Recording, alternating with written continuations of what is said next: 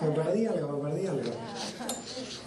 Ok, entonces el tercer tema va a ser la división del siglo II entre el judaísmo y el cristianismo. ¿Saben? Entonces, ¿empezamos entonces? ¿Qué tiempo tenemos? Así lo calculo. Ok, tenemos 1 hora 15 minutos para desarrollar este tema. Ok, y después las preguntas. Y después las preguntas. Ok.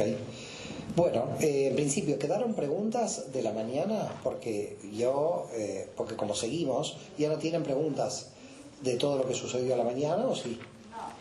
No, ya la comida todavía no bajó y están todos ahora. Ya no hay preguntas. Ahora la sangre está en otro lado, no está en el cerebro. Ahora no sé cómo mi sangre la voy a dividir entre el cerebro y el estómago. Bueno, siglo II. En principio no voy a empezar por el siglo II, no terminé el siglo I. Así que tengo que tratar de explicar el siglo I. Nosotros, no sé si recuerdan que quedamos, lo dijimos, bueno, lo desapunté de aquí, lo borré, que Domiciano era el emperador. ¿Recuerda alguien de esto? Ok, entonces Domiciano es hijo menor de Vespasiano, hermano menor de Tito, y Domiciano va a ser emperador de Roma del 81 al 96, prácticamente todo el final del siglo I. ¿Qué pasa con los judíos que siguen a Jesús y con los gentiles que ya están dentro del movimiento? ¿Qué pasa en el primer siglo, fines del primer siglo? Lo primero que hay que hacer, a mi modo de ver, es tener bastante en claro quiénes son los dirigentes, es decir, quiénes son los que van a dirigir lo que luego ustedes van a llamar iglesia, pero todavía no sé si llamarlo iglesia. Y es que los 4 principales dirigentes del fines del siglo I, los 4 son judíos. Primero está Juan, o Yohanan, ustedes lo conocen, Juan el Evangelista, escribiendo el Apocalipsis. El Apocalipsis se escribe a finales del siglo I y hay investigadores que inclusive lo llevan hasta el 130, es decir, hasta bastante entrado del siglo II. El Apocalipsis de Juan, a diferencia del Evangelio de Juan, el Evangelio de Juan tiene 2 autores desde el punto de vista histórico. Es decir, hay un Juan original, que es el San Juan que ustedes conocen, pero hay un Juan griego ya con algún tinte antisemita. Recuerden que en el texto de Juan ya aparece la palabra sinagoga de Satanás, en el texto de Juan, y eso indudablemente no era de Juan, es decir, él es judío, no va a escribir sinagoga de Satanás. Parece ser que hay un segundo coautor de ese texto llamado el segundo Juan. Esto lo investigaron los alemanes, los profesores alemanes e investigadores alemanes a fines del siglo XIX. En sus investigaciones llegaron a la conclusión de que Juan tiene 2 autores. Pero lo que me quiero concentrar es sobre los dirigentes que dirigían lo que luego vamos a llamar la iglesia del siglo I. El primero es Timoteo.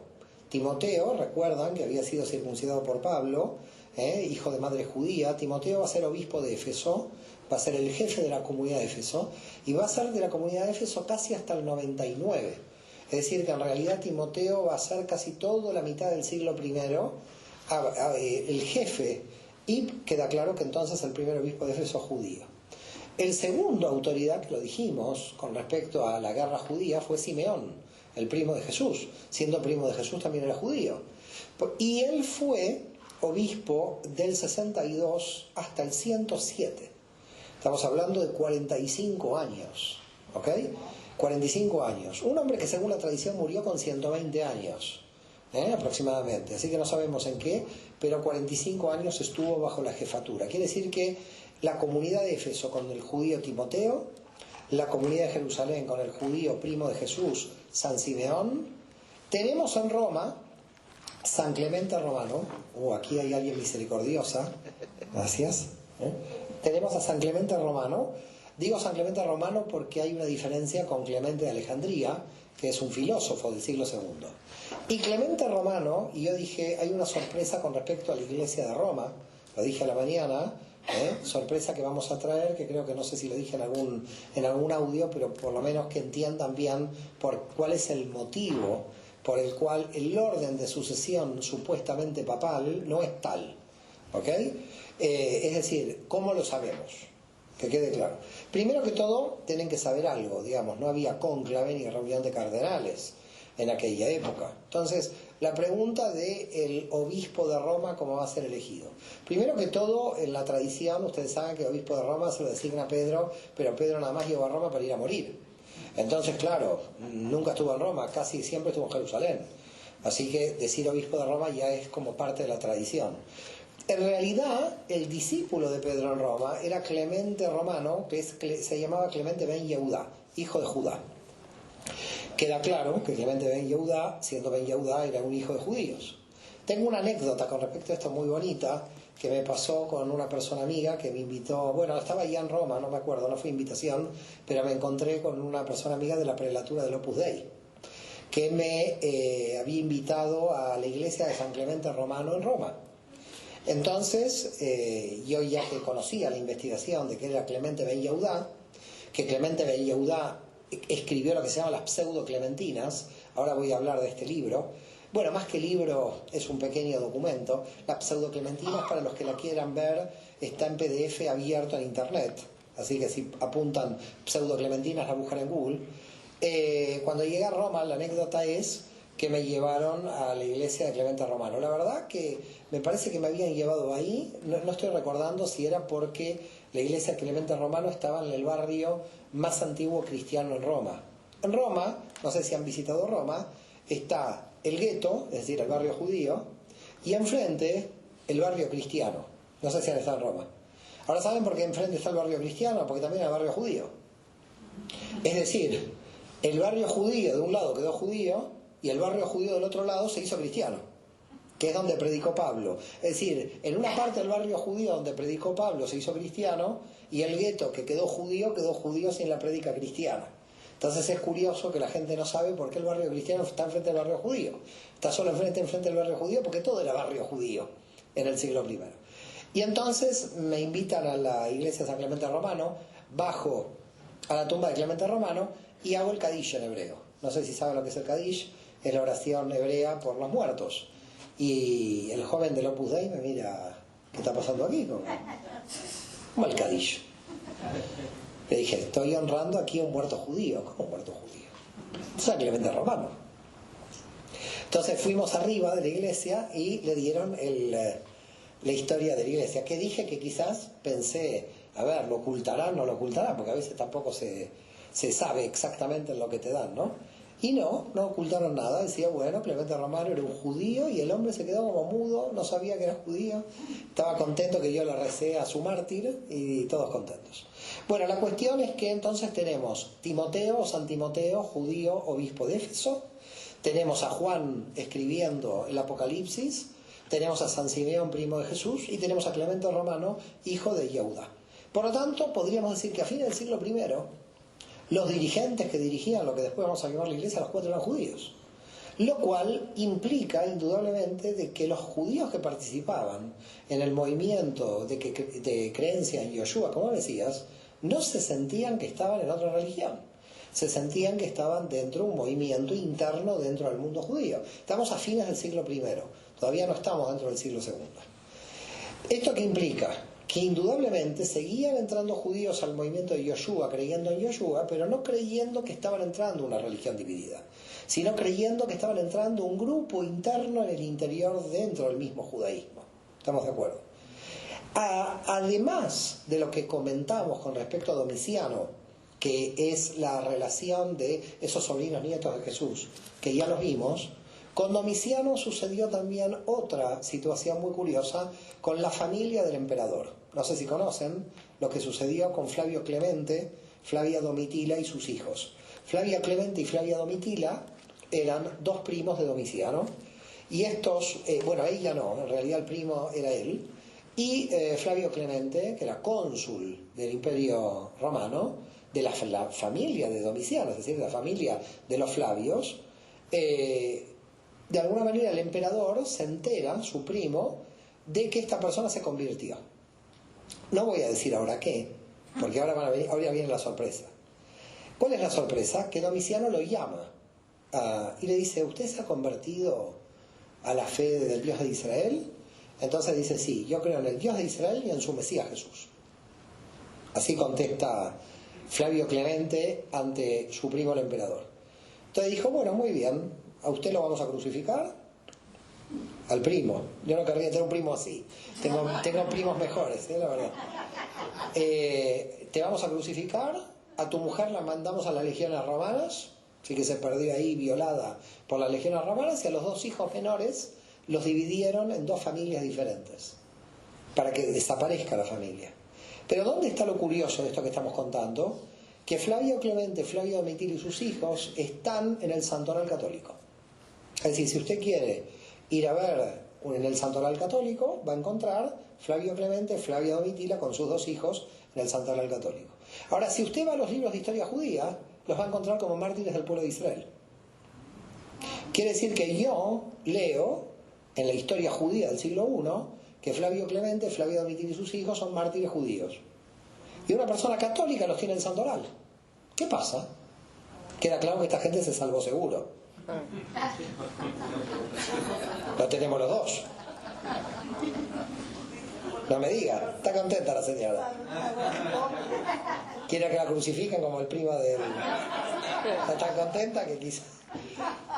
Entonces, en la historia judía son mártires del pueblo de Israel. Y en la historia católica son parte del santoral. Son santos de las 2 religiones. ¿Y por qué? Porque cuando fueron declarados mártires en el santoral católico, el cristianismo todavía no era una religión independiente. Seguía siendo parte del mundo judío. Y por eso en el mundo judío los tenemos como mártires de Israel. Con lo cual, ustedes pueden ver de qué estamos hablando a fines del siglo I. A fines del siglo I no hay una nueva religión cristiana. Hay mucha gente que cree en Yoshua como el Mesías, tanto judíos como gentiles, pero que se siguen sintiendo parte del pueblo de Israel. No se sienten que han roto con el pueblo de Israel. No hay ruptura todavía. Y ahí entramos en el siglo II. El siglo II sí va a ser el siglo de la ruptura, pero hay que ir lento. ¿Por qué razón? Porque la ruptura no fue un día para otro. No es como la independencia mexicana o norteamericana, sino que en realidad las religiones se van dividiendo como lentamente. Entonces, fue un proceso por el cual, y entonces lo que hay que ver, ¿cuál fue el proceso en el siglo II? El proceso en el siglo II comienza con un problema en el año 107. Voy a tener que explicar el problema del 107. En el año 107 muchas comunidades judías están revoltosas frente a Roma. Otra vez la cuestión mesiánica, otra vez. La verdad es que Roma estaba bastante cansada de estos judíos que siempre se rebelaban. Es decir, visto desde el Imperio Romano, todo el Imperio Romano aceptaba la romanización, menos los judíos que no querían la romanización. Era el único pueblo del Imperio Romano. Esto hay que decirlo para explicar bien también cuál era la relación de los romanos con los judíos. Y no quiero dejar de recordar cuando Pompeyo entró en el Templo de Jerusalén.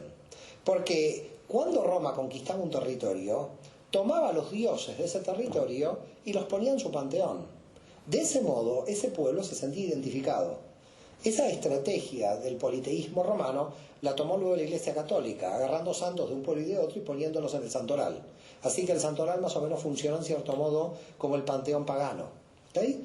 Ahora, cuando entró Pompeyo al pueblo de Israel y fue al templo de Jerusalén, Pompeyo preguntó, ¿dónde está el Dios de Israel? ¿Por qué iba a hacer Roma? Simple, le iban a decir, mire, esta estatua es el Dios de Israel. Pompeyo le iba a tomar, le iba a poner el santoral, en el panteón, y básicamente ya el pueblo de Israel estaba dentro de Roma. Así hacían, es decir, Roma conquistaba las Galias, los dioses galos los tomaban, los ponían en el panteón, y ahí iban poniendo dioses, con tal de que los pueblos se sintieran representados dentro del panteón. Era una buena política de que los dioses eran respetados de las diferentes. Cuando entra Pompeyo al templo de Jerusalén y le dice a los judíos, nuestro Dios es invisible. Entonces Pompeyo dice, ¿cómo le vamos a poner el panteón ahora a este Dios? Ya empezamos mal con los judíos. ¿Dónde ponemos al Dios judío en el panteón? ¿No hay? Y los judíos le dijeron, pero no solamente Dios es invisible, sino que además es el Dios de todos tus dioses. Y Pompeyo dijo, esto es un chiste. Esta gente, además de tener un Dios que no se ve, dice que está arriba de todos los dioses. Esta gente no puede ser. ¿Quién es esta gente? ¿Ok? Entonces tuvo un problema Roma con el pueblo judío, porque no podía integrarlos culturalmente. No eran posibles de integrar. Y además un segundo problema, que era el problema político. Cada vez que el emperador romano se creía Dios, los judíos decían que no era Dios, porque el Dios era Dios invisible. Por lo tanto, los judíos no aceptaban que el emperador sea Dios, mientras todos los pueblos también lo aceptaban. Como pueden ver, Lo que quiero mostrarles es que Judea era muy difícil de ser romanizada. Nunca fue romanizada. Es decir, Roma romanizaba todo menos Judea. Judea era imposible de romanizar. Lo gracioso de todo esto es que con el cristianismo, en vez de Roma romanizar Judea, Judea judaizó el Imperio Romano. Fue al revés lo que sucedió. Esto es lo que sucedió. ¿Ok? Entonces, hizo intentos de romanización imposibles. No podía poner al Dios de Israel invisible en el panteón. Tampoco podía aceptar el pueblo judío que el emperador era Dios. Este pueblo era un pueblo imposible, un pueblo que, ¿cómo hacían? Había que exterminarlo. ¿Qué hay que hacer con este pueblo? Los romanos le dieron un dolor de cabeza a Judea. En consecuencia, en el 107 hay diversos motines en diversos territorios y los romanos hacen una gran represión en el 107. Muere crucificado el primo de Jesús, Simeón, en el 107. Muere crucificado antes Timoteo.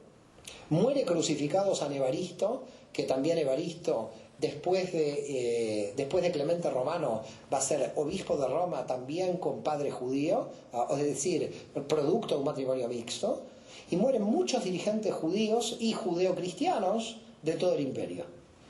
En consecuencia hay un gran conflicto con los judíos que quieren rebelarse otra vez contra Roma, porque quieren reconstruir por tercera vez el templo de Jerusalén.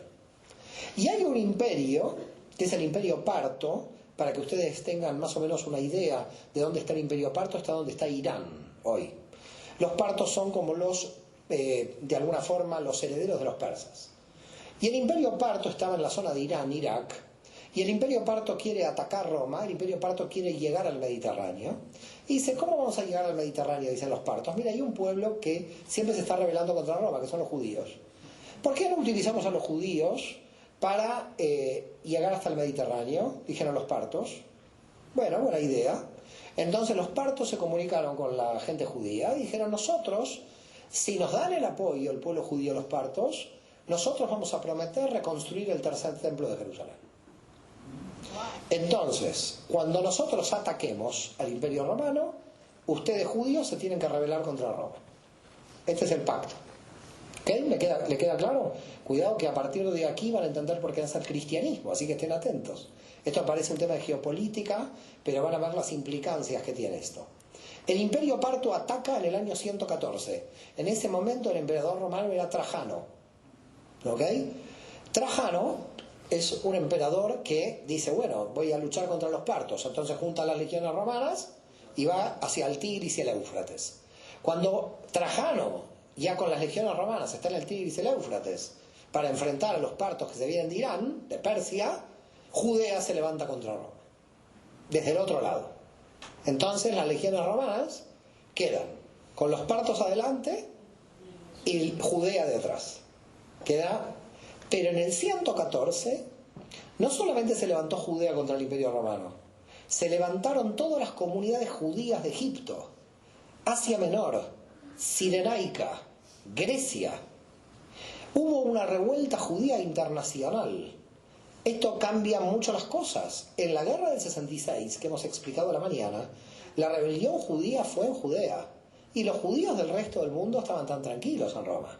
Esta vez sucedió algo sin precedentes en la historia judía. Los judíos de la diáspora se levantaron contra un imperio que dominaba Judea. Es decir, no es solamente Judea la que se levantaba contra Roma, se levantaban todos los judíos del imperio. Por lo tanto, los judíos en el 114 fueron declarados traidores al imperio. ¿Me siguen?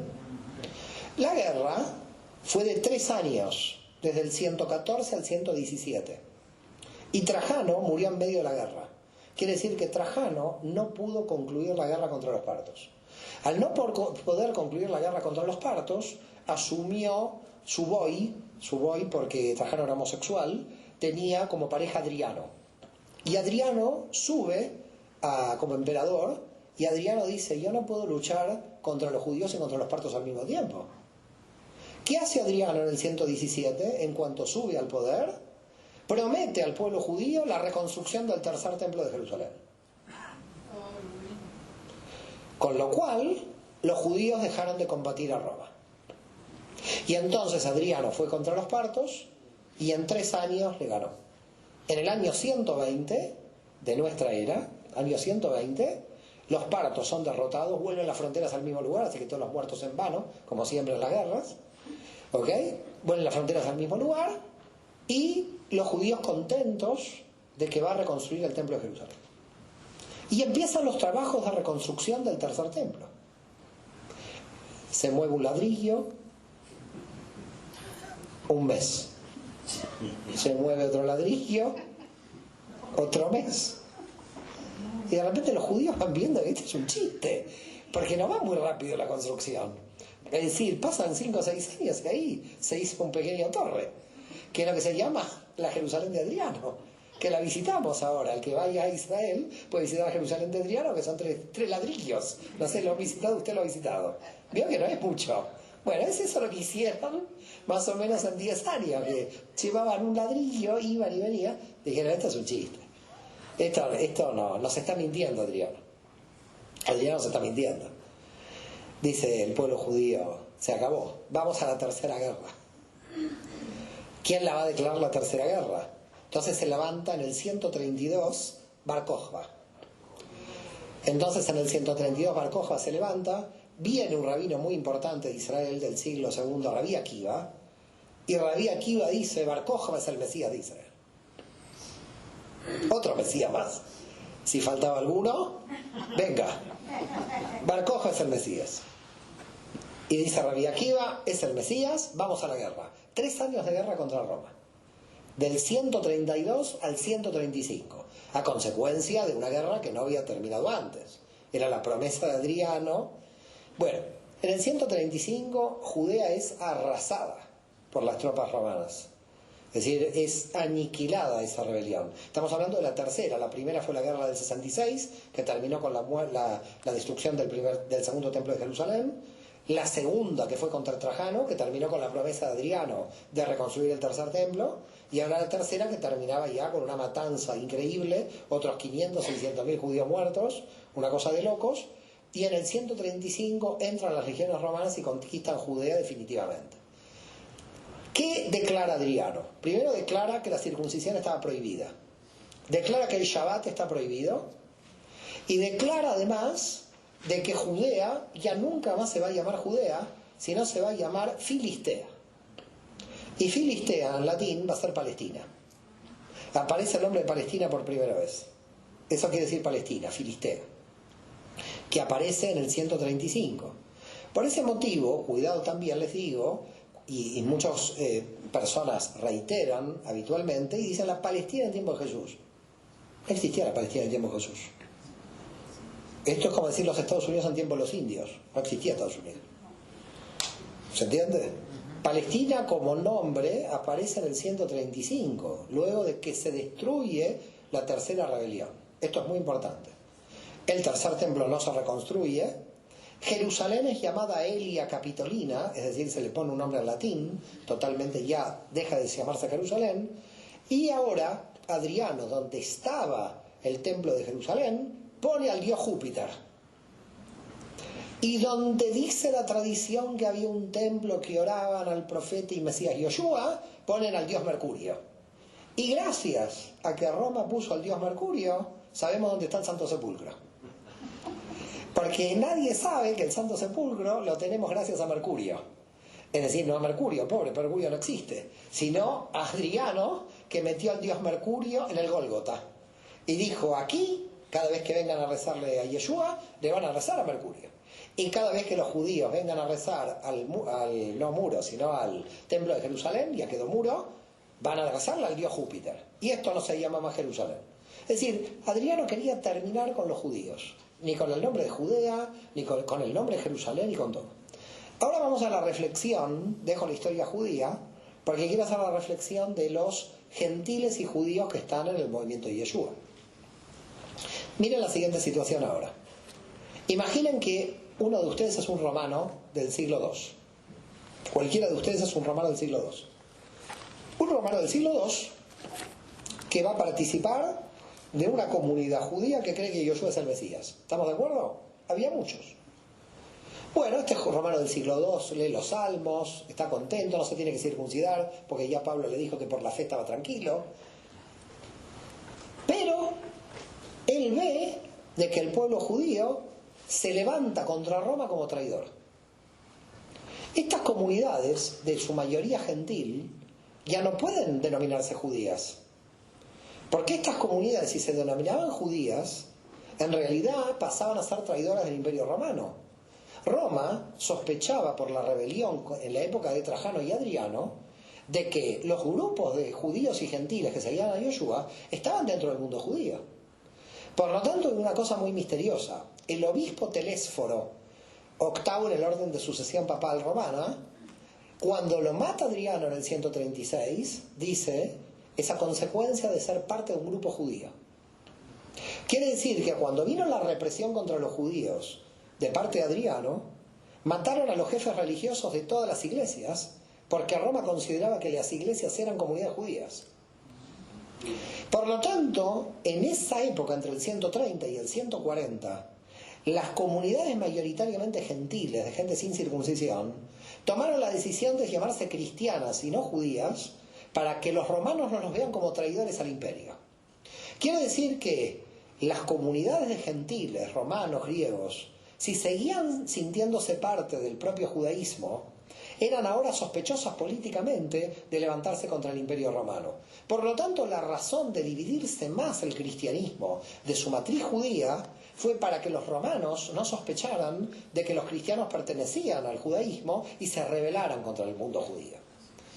Pero lo más importante de esto es lo que va a pasar en el 130, en ese momento, en esa década. Porque en el 130 nos encontramos con la aparición de un obispo del Asia Menor muy importante a la historia del cristianismo, que lo tenemos que explicar, que se llama Marción del Ponto. No sé si lo han oído o lo han leído. En alguno de mis libros son raíces y yo lo traigo. Hay gente que mueve la cabeza, quiere decir que hay gente que leía el libro. Yo a veces cuando era pequeña movía la cabeza para pasar por la clase. No me había leído el libro, pero hacía así por las dudas. Parece que después vino la venganza y me tuve que leer todos los libros después de hacer eso. Perdón, tengo que tomar este jengibre que me lo dan aquí en las mujeres que quieren que siga hablando mañana. Quieren que siga hablando, me van dando jengibre. Este me parece va a ser mi viaje del jengibre. Voy a probar en toda la gira jengibre por todas partes. Bueno, ¿qué pasó? ¿Quién es Marción del Ponto? Vamos a explicar a la gente que no sabe quién es Marción del Ponto. Marción del Ponto es un señor que dijo: el Dios de Israel es un Dios malo. Y el Dios bueno es el Dios que vino con Jesús, con Yoshua. Yoshua trajo el Dios bueno y el Dios de los judíos es el Dios malo. Es interesante porque Marción del Ponto va a ser el creador del primer antijudaísmo cristiano. Es decir, porque ser antijudío cristiano es una paradoja. ¿Cómo puede ser que un cristiano que sea un judío que es Jesús sea antijudío? No se entiende nada. Pero ¿cómo se entiende? Se entiende a partir de Marción del Ponto. Pues Marción del Ponto trae la dualidad de los dos dioses. Y Marción del Ponto dijo: hay que olvidarse del Antiguo Testamento, no sirve para nada. Si todo ese libro es satánico, del Dios malo. El Dios bueno, el de Yoshua, es el Nuevo Testamento. ¿Pero cuál Nuevo Testamento? El que dijo Marción, además. Y Marción declaró que el único evangelio válido es San Lucas, con la carta de Pablo. Porque dijo: San Lucas es el único no judío, así que me quedo con el único no judío. Como Juan, Marcos y Mateo son judíos, los dejo fuera. Entonces, en un momento de la historia ya del cristianismo, tenemos que hablar del cristianismo ya, en el 130 tenemos la siguiente panorama. Miren el panorama.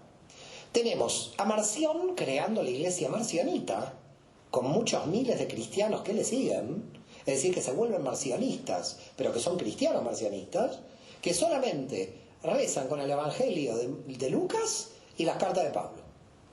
Luego tenemos gente que reza, todos los apócrifos que dan vueltas por ahí. Luego tenemos los ebionitas en Jerusalén, rezando con el texto de Mateo y observando la Torá, para que vean lo que era el siglo II. Es decir, el cristianismo en el siglo II era un mosaico de gente que no sabía bien. Era una especie de California con el cristianismo. No, lo digo en serio. No, porque yo veo acá en California y de todas las denominaciones, yo no entiendo nada. Metodistas, presbiterianos, yo estoy perdido en California. Pero en realidad el siglo II cristiano era como California. Era una cosa, y yo diría que más. Este se está riendo como un loco. Tami, tengo que poner orden. ¿Dónde está mi guardaespaldas? Ahí está. ¿Guardaespaldas?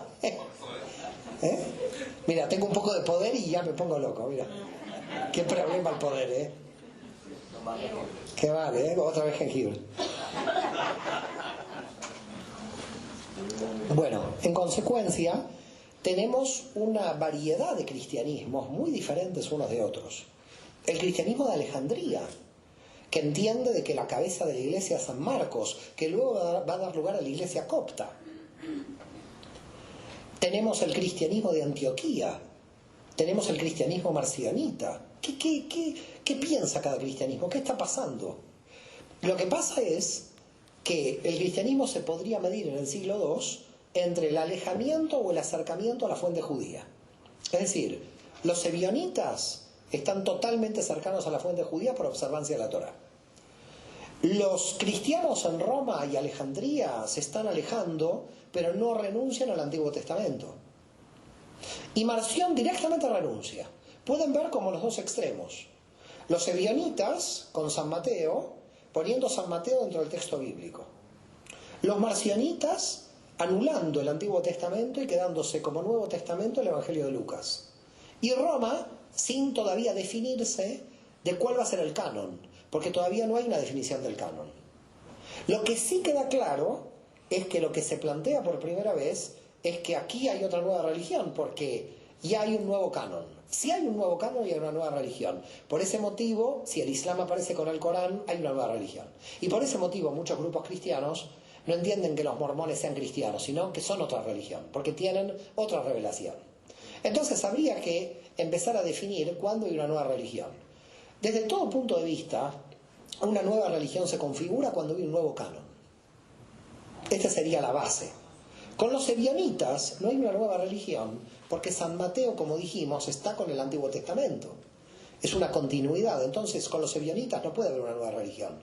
Con Marción sí hay una nueva religión, porque Marción directamente anula todo el Antiguo Testamento y dice San Lucas y las cartas de Pablo son el Nuevo Testamento. Es más, es Marción el que habla del Nuevo Testamento. Es curioso cómo el cristianismo, pese a que luego, y vamos a ver por qué razones, ataca a Marción, en realidad acepta la idea de que Marción es un Nuevo Testamento. Y aquí va a aparecer un gran problema en el cristianismo que hasta el día de hoy sigue subsistiendo.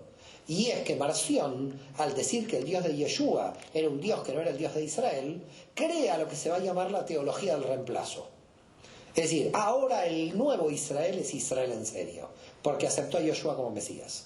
Y el antiguo Israel que ha pecado ya no es Israel. Acá tenemos un problema que es el siguiente. Claro, el Israel original del pueblo judío niega el Nuevo Testamento.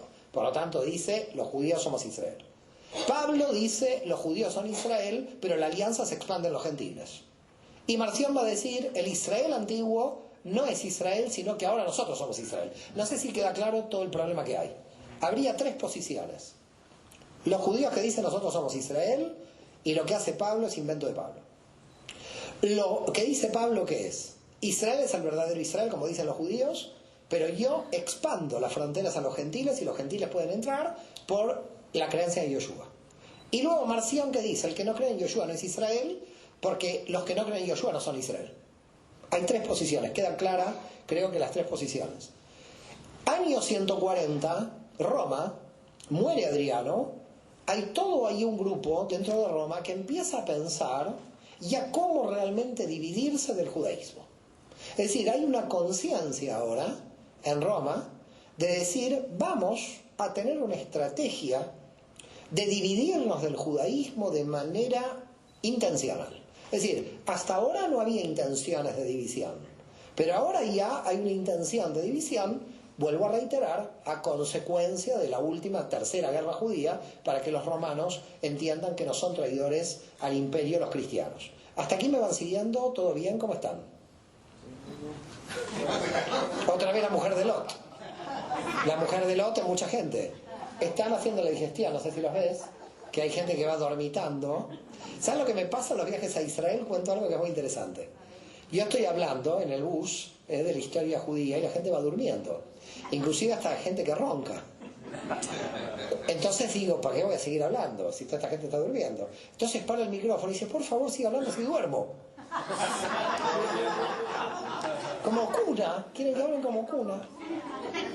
Dice, ¿cómo dejó de hablar? Ahora me desperté.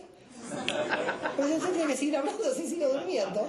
Entonces sigo hablando y todos van, ¿no? Como antes eran los cassettes que se ponían, ¿no? Entonces me dicen, no sigue hablando que me despierto, si no. Yo sí veo que todos roncan. Yo sí veo que roncan, paro. Ahora si paro se despiertan, vas a ver. Va a pasar con el autobús. Bueno, entonces, mediados del siglo II, ¿qué es lo que sucede? Va a haber dos personas, que estas dos personas, si quieren, les pueden dar, o yo por lo menos lo doy, pero ustedes tienen la libertad de dárselos, el apodo de los fundadores del cristianismo. ¿Quieren saber los fundadores del cristianismo? Pedro no fue, Pablo no fue, Jesús no fue. Los fundadores del cristianismo fueron San Justino y San Aniceto. Pobres no los conoce nadie. Pero a ellos... No los conoce nadie en serio. ¿Ustedes conocían a San Aniceto? Sí, porque alguien leyó mi libro. Pero a San Aniceto y San Justino, ¿quién los conoce? Pobres. La señora está pasando bomba. ¿Usted va a informar al arzobispo de todo esto? Usted vino como espía, ¿eh? Tenemos una espía del arzobispado, ¿eh? Y yo tan tranquilo. Menos mal que la Inquisición desapareció, ¿no? La risa de esta mujer me hubiera llevado a la hoguera.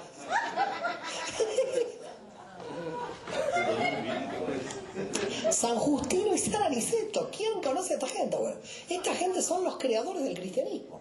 ¿Qué hicieron? Bueno, primero eran muy amigos. Eso no dice nada, pero bueno. Eran muy amigos. Y nacieron el mismo año, tampoco dice nada. Pero se lo van a acordar, el año seguro. Nacieron el año 100.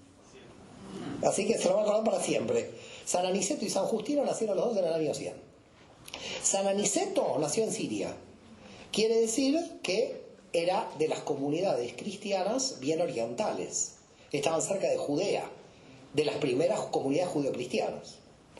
Y San Justino nació en Flavia, Neápolis, que actualmente es Nablus o Naplusa, es decir, más o menos en Cisjordania, pero que en aquella época era judía cuando la tercera rebelión judía, pero después vinieron las legiones romanas, destruyeron todo y pusieron gente griega. Justino era hijo de un griego, colono de esa ciudad judía. Es decir, mataron a todos los judíos y pusieron a griegos. Y de esos griegos nació San Justino. Quiere decir que Justino, en el 150 aproximadamente, va subiendo en la escala de la iglesia y llega a ser una persona importante en la iglesia de Roma. Va a Roma. Y ahí se encuentra con San Aniceto, es decir, Aniceto se encuentra ahí. Y empiezan a pensar y decir, ¿cómo nos vamos a dividir del mundo judío? ¿Cómo nos vamos a dividir del mundo judío? Y ellos dicen, nosotros tenemos que cambiar el Shabbat por el domingo. Se acabó el Shabbat. Porque si seguimos descansando el sábado van a creer que somos judíos. Por lo tanto, vamos a crear la teología del domingo. La gente tiene ahí el libro del sábado hebreo del cristianismo, algunos lo han adquirido, y ahí está toda la explicación de cómo se cambió el Shabbat por el domingo. Es verdad que la primera vez que aparece la palabra primer día del Señor, no es en el texto, no estamos hablando después del Shabbat, ¿ok? Sino que estamos de la reunión de compañeros después del Shabbat. La palabra domingo no existe en el Nuevo Testamento, así que si la quieren buscar, búsquenla, pero no hay directamente. Es decir, aparece el primer día de la semana. Y el primer día de la semana está bien, en el mundo judío es el primer día de la semana. ¿Ok? Y el primer día de la semana donde Pablo hacía la colecta. Es decir, que Pablo se llevaba el dinero de las comunidades el primer día de la semana. ¿Alguien me puede explicar por qué no se lo llevaba en Shabbat? ¿Por qué? Porque no se puede tocar dinero en Shabbat. Como todas las comunidades eran observantes de la Torah, Pablo no podía recaudar en Shabbat dinero. Por eso esperaba el primer día de la semana. Ahora ustedes van a entender por qué se hace la colecta de la iglesia el domingo. Porque no se puede hacer en Shabbat. Porque en Shabbat no se puede tocar dinero. Así que en realidad se hace el domingo justamente porque en las antiguas comunidades, en Shabbat los judíos no tocaban dinero, los gentiles que habían entrado en las comunidades les imitaban a estos judíos y por lo tanto la colecta del domingo en la iglesia viene porque los primeros judíos que seguían a Jesús no podían tocar dinero en Shabbat. Bueno, estamos en el año 150 y ¿qué van a decidir Aniceto y Justino? Van a decidir que la fecha de la Pascua hebrea va a cambiar. Van a cambiar la fecha porque la Pascua cristiana tiene que diferenciarse de la Pascua hebrea. Porque claro, antes era la misma fecha, el 14 de Nisan del calendario hebreo, y todo el mundo cristiano seguía el 14 de Nisan del calendario hebreo, seguía la misma fecha hebrea del calendario lunar. Ellos deciden imponer el calendario solar romano para cambiar la fecha del calendario lunar y así diferenciarse, para que nos diferenciemos de los judíos. Toda la estrategia del 150 es cómo nos vamos a dividir de los judíos. Porque somos tan judíos que no queremos que nos vean como judíos. Entonces nos tenemos que dividir. Tenemos Pascua, pero que sea otra Pascua, en otra fecha. Tenemos el Shabbat, pero mejor que no sea el Shabbat, que sea solamente el domingo. Con el Shabbat hay una serie terrible de problemas. Ustedes saben que existen los adventistas del séptimo día que volvieron al Shabbat. Ahora, la pregunta ¿por qué? Porque en el Shabbat, ¿cuál es la discusión? Digo la discusión rápida para que tengan una idea. En realidad Dios descansó el sábado en Génesis. Si descansó el sábado en Génesis, eso no pertenece a la ley de Moisés. Quiere decir que los adventistas, cuando descansan el Shabbat porque es una ley natural que proviene de los primeros capítulos del Génesis, no porque Moisés la dio en su ley. Los que atacan a los adventistas es que el Shabbat es exclusivo privilegio del pueblo judío y que no tiene que la persona no judía descansar el Shabbat. Entonces esa discusión es interminable.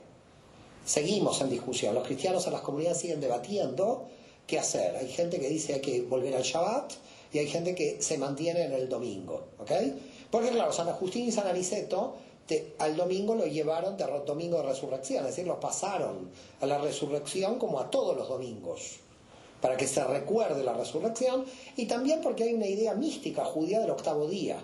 Esto hay que decirlo, después lo trae San Agustín, que en el octavo día es el día del Mesías. Claro, porque el Mesías no podía resucitar el sábado, porque era judío, entonces resucitaba el domingo.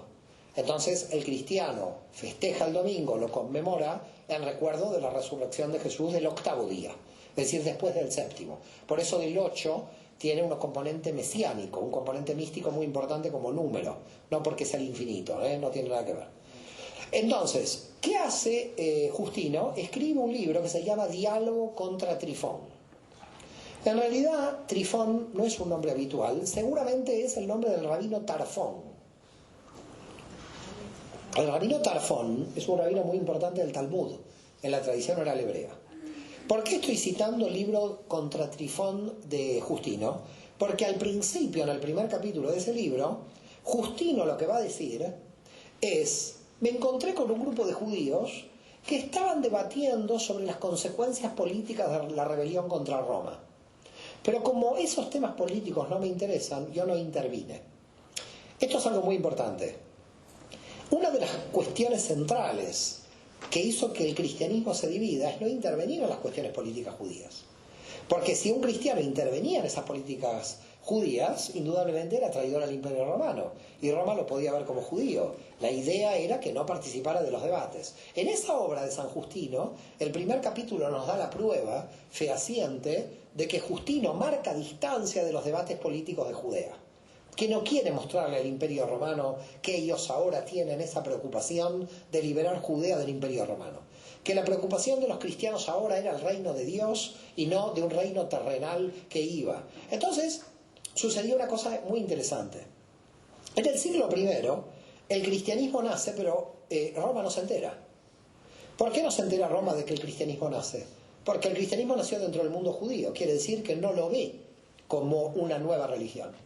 Y cuando en el siglo II ya el cristianismo tiene fuerza, Roma no la puede parar porque tiene una fuerza que se fue gestando dentro del mundo judío.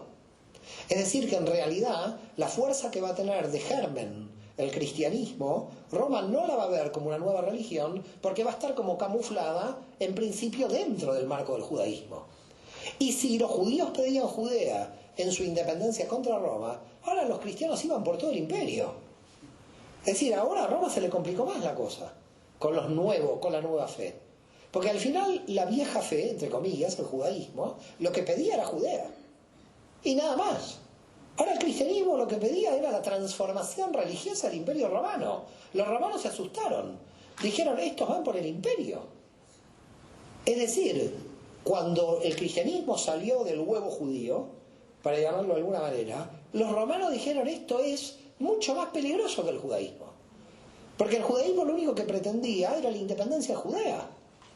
Estos pretenden el cambio religioso del orden pagano, de la religión pagana.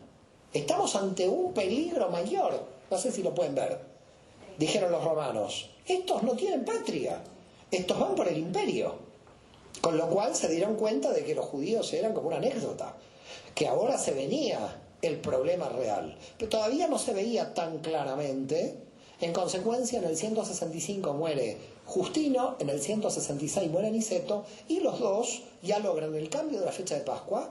Los cristianos y los judíos hacen dos Pascuas diferentes, logran que el domingo y el Shabbat también se dividan, quedaba claro que ya hay una identidad cristiana, pero no crean que Roma lo pudo imponer.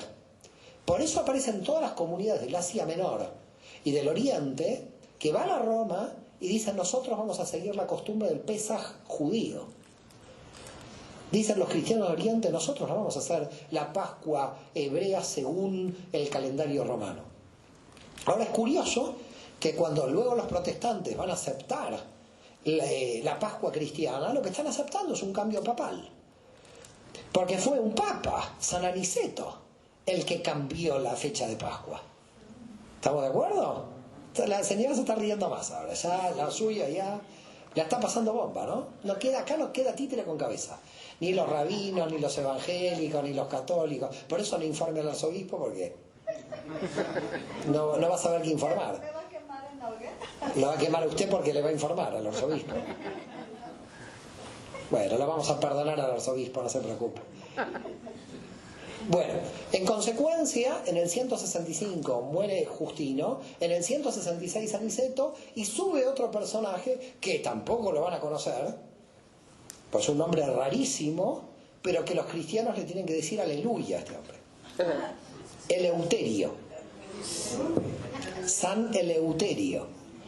¿Y por qué le tienen que decir aleluya a Eleuterio todos los días de vuestra vida? Porque él fue el papa que permitió que las comidas prohibidas puedan comer jamón. Por Eleuterio. Puede comer marisco, puede comer jamón, puede comer lo que quiera. Porque ¿qué dijo Eleuterio? Las comidas prohibidas ya no están más prohibidas. Lo digo yo. ¿Y quién es usted? El papa. Ya está. El obispo de Roma. Jesús no comía comidas prohibidas, Pablo no comía comidas prohibidas, todos los judíos no comían prohibidas. Eleuterio dijo: ahora coman todo.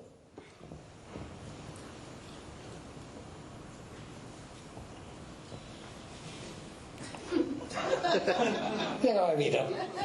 Y ahora, cuando coman jamón, van a recordar a Eleuterio también. Llegamos al último obispo de Roma, al final del siglo II, que se va a llamar Víctor. Este tiene un nombre más normal, de alguna forma. San Víctor, Víctor I, que es el primero que realiza algo muy importante en la historia cristiana: la excomunión. Bienvenidos, ahora ya cambió. Lo que le va a pasar a la señora, esta señora profesora católica, ya la están marcando ya. Víctor I, en el año 190, declaró que todos aquellos cristianos que festejen con los judíos la Pascua judía van a ser excomulgados de la Iglesia. Y por ese motivo, en la historia del cristianismo, se va a denominar que Víctor es el primer papa. En funciones. O sea, sabemos que Pedro para el católico, ¿no? Pero que Víctor va a ser el primero que va a tener poder de excomunión. No lo tuvo Aniceto. San Aniceto, cuando cambió la fecha pascual, de la Pascua lunar o lunisolar del mundo judío al calendario solar, no ejerció la excomunión, porque todavía no se sentía con la fuerza de ser obispo de los obispos.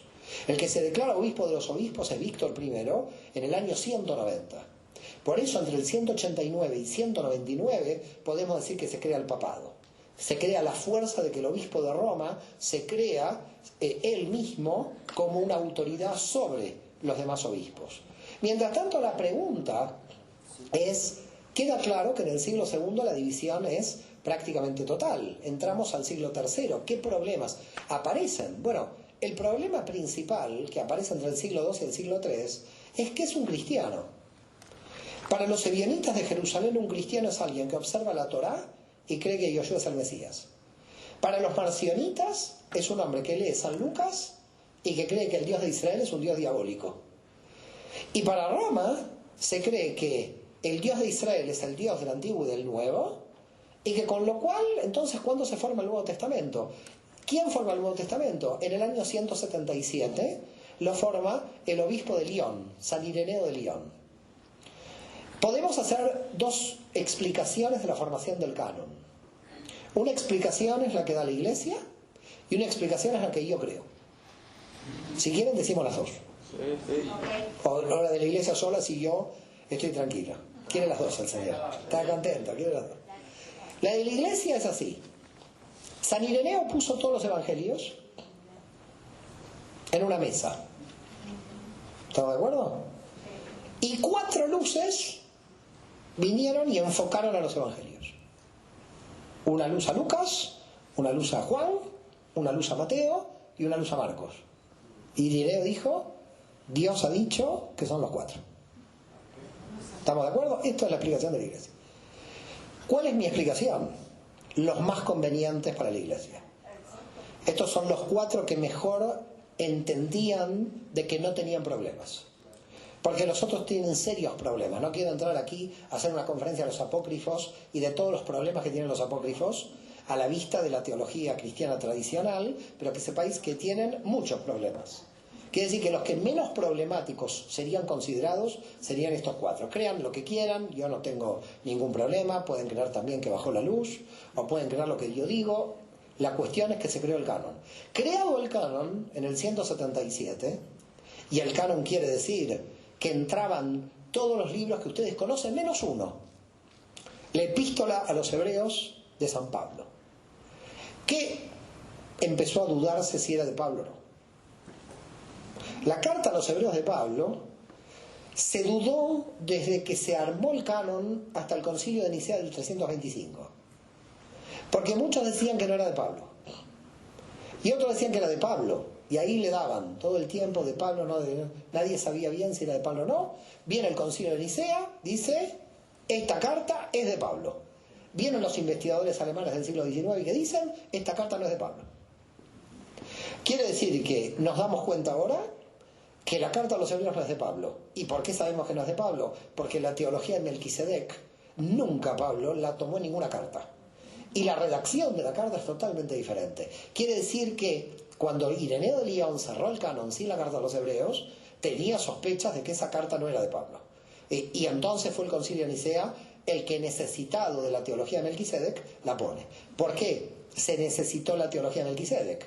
Porque Melquisedec era el sacerdote de Jerusalén, de la antigua ciudad de Salem, rey de Salem, sumo sacerdote con Abraham, tenía un sacerdocio superior a Aarón, y por lo tanto la carta a los hebreos dice, el sacerdocio de Jesús pertenece a un sacerdocio de Melquisedec superior al de Aarón, que es el de la ley de Moisés. Y entonces nos conviene la carta a los hebreos, porque así le ponemos un sacerdocio a Yeshua superior al de Moisés.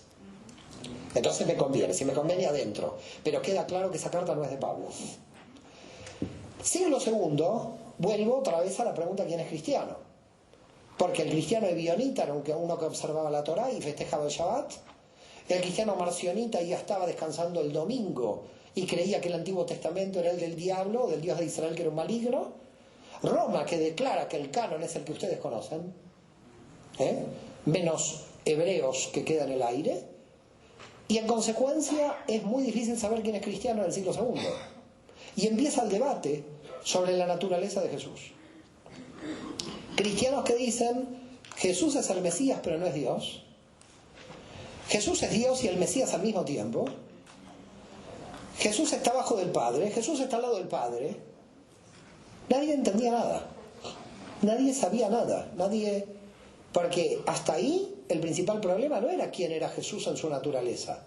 El principal problema es cómo me diferencia del judaísmo. Entonces, en el siglo I, la cuestión central de la historia cristiana es, hay un grupo judío que es muy fuerte y que cree que Yeshua es el Mesías. En el siglo II hay un grupo judío que quiere dejar de ser judío. Y en el siglo III es quiénes somos. ¿En qué creemos? Porque nos dividimos del judaísmo, pero no sabemos lo que es el cristianismo. Porque no sabemos qué naturaleza tiene Jesús. Con lo cual todo el siglo III son todos los debates teológicos sobre la naturaleza de Jesús. Jesús abajo del Padre, Jesús al lado del Padre, Jesús arriba del Padre. Vino la paloma, no vino la paloma. Entonces aparecieron los adopcionistas. Los adopcionistas que dijeron, claro, porque si Jesús muere en la cruz y es Dios, murió Dios. ¿Cómo murió Dios en la cruz? No puede morir Dios en la cruz. No se puede crucificar a Dios. Entonces cuando sube a la cruz tiene que dejar de ser Dios, para que lo puedan crucificar. Y que solamente crucifiquen al hombre. Porque ¿cómo van a crucificar a Dios? Es un contrasentido. Entonces vinieron los adopcionistas que dijeron, a principios finales del siglo II, principios del siglo III, que querían resolver este problema, dijeron, cuando vino la paloma, se posó en Jesús y lo adoptó. Entonces Jesús es un hijo de Dios adoptado. Pero cuando Jesús fue a la cruz, como Dios no podía morir, lo desadoptó. Claro, porque si no moría Dios con él en la cruz. Con lo cual, ¿qué hizo? Cuando lo resucitó, lo volvió a adoptar otra vez. Bueno, una teología muy difícil para adoptar y desadoptar, ¿no? Es decir, una teología complicada. Comienza el problema de quién es Jesús en el sentido de si es el Mesías. Entonces, si es el Mesías, es un hombre perfecto. Si es el único hombre perfecto, tiene que ser Dios. Porque si es un hombre que no es perfecto, es imperfecto, por lo tanto tampoco es el Mesías.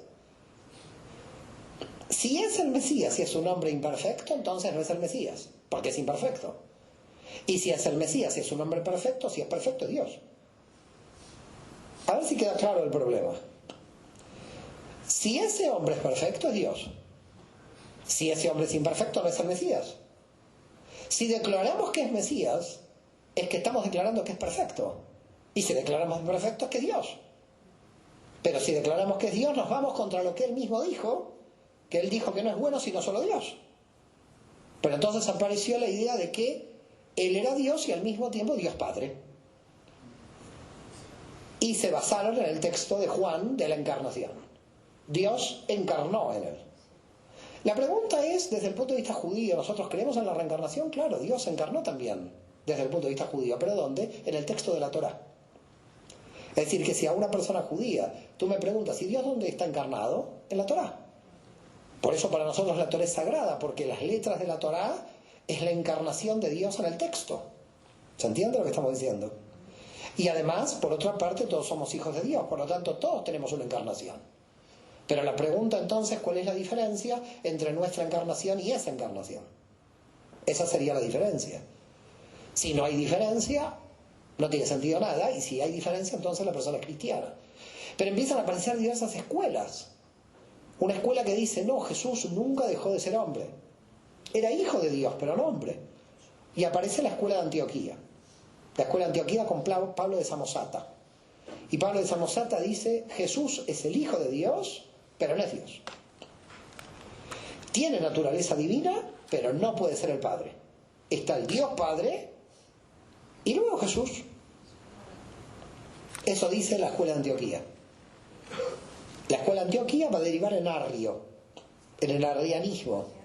Y el arrianismo, en el siglo XIX, se va a modernizar con los testigos de Jehová. Los testigos de Jehová son arrianos. Los testigos de Jehová no creen que Jesús es Dios en la misma categoría que el Padre. El testigo de Jehová, al ser arriano, cree que el Hijo de Dios es inferior al Dios Padre. Vuelta al arrianismo de Pablo de Samosata del siglo III. Pero mientras tanto había otra escuela, la escuela de Alejandría. ¿Qué pasa en la escuela de Alejandría? Dicen Jesús no fue hombre. Jesús fue 100% Dios. Justo al revés que la escuela de Antioquía. La escuela de Antioquía decía que Jesús fue 100% hombre e hijo de Dios, pero no Dios. La escuela de Alejandría decía que Jesús fue 100% hombre. Entonces, ¿qué veíamos? Una imagen de hombre. Pero no hay hombre ahí. Directamente es Dios. La escuela de Alejandría con Orígenes. Y esa escuela de Alejandría con Orígenes va a dar lugar a la iglesia copta.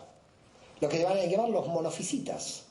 La iglesia copta de Egipto, la iglesia copta del Sudán, la iglesia copta de Etiopía. Toda la iglesia copta, casi 10 millones de cristianos, muy perseguidos hoy por el Islam, lamentablemente. Esos 10 millones de cristianos no creen que Jesús fue hombre. Creen que Jesús fue Dios.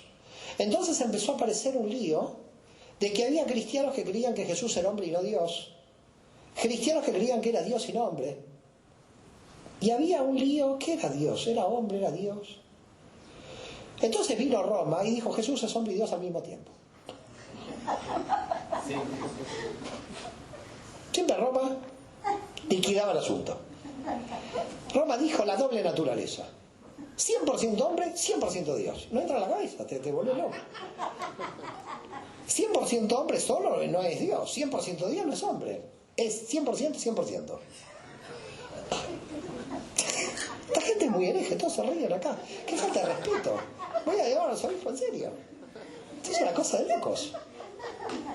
Qué triste, ¿eh? La Inquisición desaparecida, esta gente, mira. Entonces, ¿qué tenemos? ¿Quién es cristiano? ¿El que cree que Jesús es el Mesías? Por supuesto, los ebionitas de Jerusalén. De ninguna manera van a creer que Jesús es Dios. Los ebionitas de Jerusalén son judíos. No pueden pensar que el Mesías es Dios. Por lo tanto, creen en el Mesías y creen en Dios. Eso queda claro. Los marcionitas sí van a creer que Jesús es Dios. Porque los marcionitas son justamente los antijudíos más radicales de toda la masa de los gentiles del Asia Menor. Pero mientras tanto, a fines del siglo II y antes de entrar de lleno en el siglo III, cristianos desesperados de que vuelva Jesús en la parusía. Porque mientras tanto van pasando los años y Jesús acá no aparece. Entonces la pregunta es, ¿por qué Jesús no aparece? Pasa un día, pasa otro, pasa un día, pasa otro, ¿y dónde anda? Bueno, Jesús dijo que el reino estaba dentro de uno. No sé si tenía que aparecer, pero la cuestión es que muchos cristianos en el siglo II querían que aparezca Jesús, que baje. Y entonces aparece un profeta en Asia Menor que dice, yo sé que va a bajar Jesús. Miles le siguieron.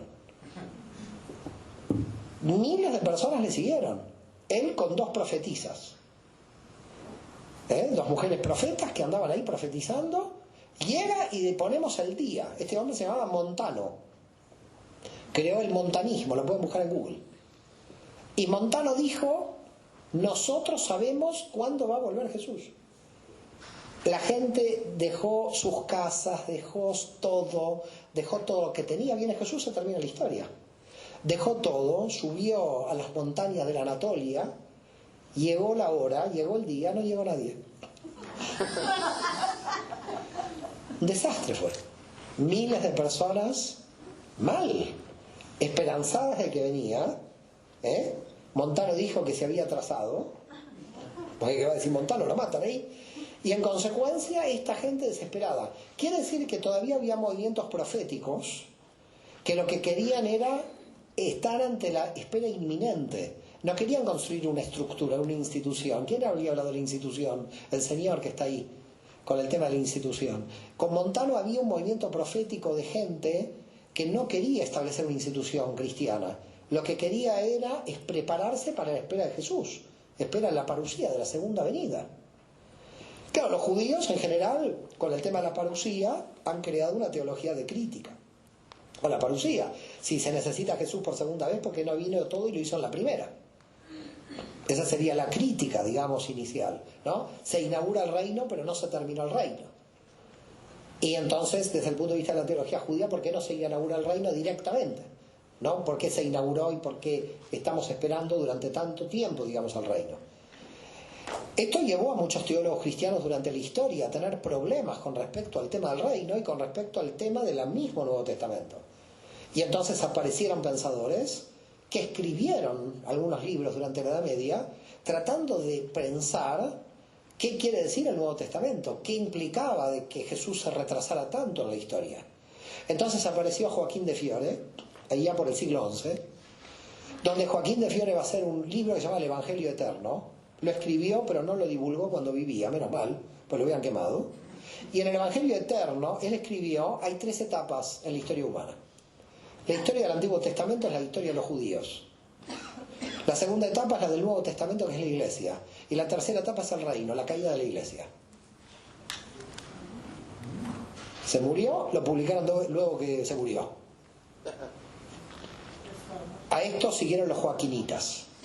¿Quiénes son los joaquinitas? Aquellos cristianos que entendían que en un momento la historia iba a cambiar y que iba a empezar la época del reino. Pero para empezar la época del reino tenía que terminar la Iglesia. Interesante análisis de Joaquín de Fiore. Se los digo para que lo busquen en Google, quién es Joaquín de Fiore, y para que puedan entender de qué estaba hablando. Quiere decir que en realidad el reino sería, desde el punto de vista de la tradición judía, la era mesiánica. Eso sería el reino de Dios en términos de Joaquín de Fiore. Vuelvo al siglo III. ¿Cómo estamos de tiempo? Perdón, porque yo puedo seguir hablando aquí. ¿Qué es esto? No veo. 5 minutos. A la pregunta. Muy bien. ¿Cómo explico todo el siglo III en 5 minutos? Bueno, pues sigo. Bueno, no, 5 minutos. Así me hacen preguntas. En consecuencia, empezamos el siglo III, empezamos con que ya las comunidades cristianas son independientes, pero todavía no se sabe cuál es la teología. Y no se sabe cuál es la teología, es decir, si pasar del alegorismo al literalismo. Es decir, la gente no sabía si creer en la letra del Nuevo Testamento o si la gente tenía que interpretar simbólicamente lo que decía el Nuevo Testamento. Orígenes se volvió alegórico porque al principio fue literal. ¿Saben lo que le pasó al pobre Orígenes? ¿Conocen la historia de Orígenes o no? Pobre Orígenes. Orígenes dijo, leyó el texto y se volvió literal total. ¿Qué dice Jesús? Si un ojo te hace pecar, ¿qué dice? Arráncatelo. Si un órgano te hace pecar, arráncatelo. Bueno, el tipo se capó. Se quedó eunuco. Fuerte, ¿eh? Después se arrepintió, pero ya en el siglo II no había nada que hacer. Se capó. Quedó eunuco. Porque fue literal. Hay que tener cuidado con ser literalistas. Alguien me dice, quiero cumplir con la letra de la Biblia. Si tu ojo te hace pecar, arráncatelo. ¿Cómo me lo voy a arrancar? No voy a ser literalista, no me voy a quedar sin el ojo. ¿Estamos de acuerdo? Si tú ves una mujer con un sentido, ya adulteras. Adultera todo el mundo, entonces, estamos perdidos. Es decir, cuidado con tomar literal el texto. ¿Se entiende el problema de lo que estamos hablando? La literalidad del texto puede causar problemas. Si yo tomo el texto literal del adúltero del Antiguo Testamento, tengo que estar azotando a la gente. Ahora se ríe la otra señora. Ustedes dos hacen buena pareja. Cuando no se reúne, se ríe otra. La señora de blanco se ríe en teología y la otra señora de sexo. Yo he captado la cosa, ¿eh? La señora de blanco se ríe en los chistes de teología. Y en los chistes de sexo, la señora que le acompaña. Es así, el ser humano es así. Yoshua veía al ser humano, qué compasión hay que tener, ¿eh? El ser humano es así. Yo me miro al espejo y digo, qué compasión que tengo que tener conmigo. Bueno, hemos terminado, no sé, 5 minutos, podemos seguir. Después seguimos, tenemos otra intervención más. Ok, entonces, ¿hacemos preguntas? Hacemos preguntas, ¿no? Bueno, gracias a todos. Perdón, era una broma, ¿eh?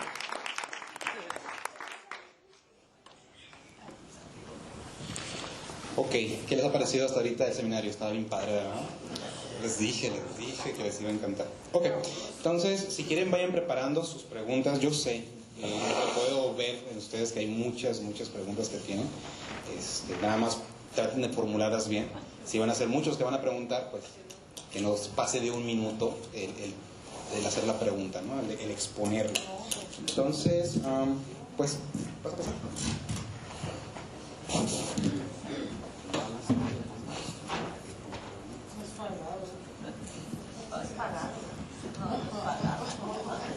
Buenas tardes.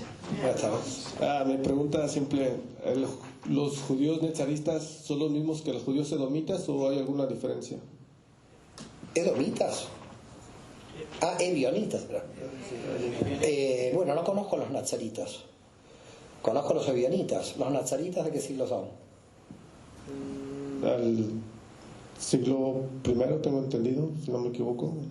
Yo conozco solo los ebionitas. ¿Dónde están los nazaritas? ¿En qué zona?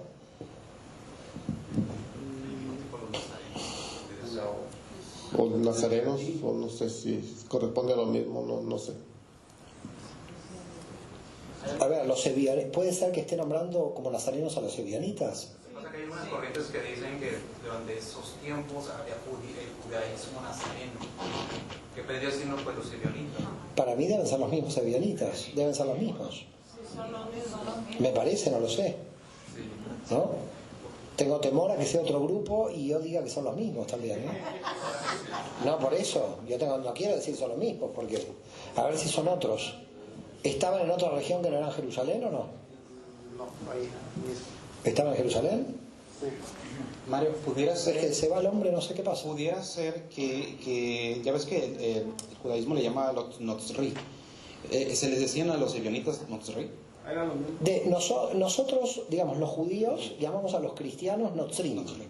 Notzrim quiere decir nazarenos. ¿Y desde cuándo? Desde la época de Jesús. Entonces, al Ebionita Es decir, por ejemplo, si hay un judío en el siglo I que seguía a Yeshua, se le llamaba Notzri, Okay, entonces, que sí es nazareno.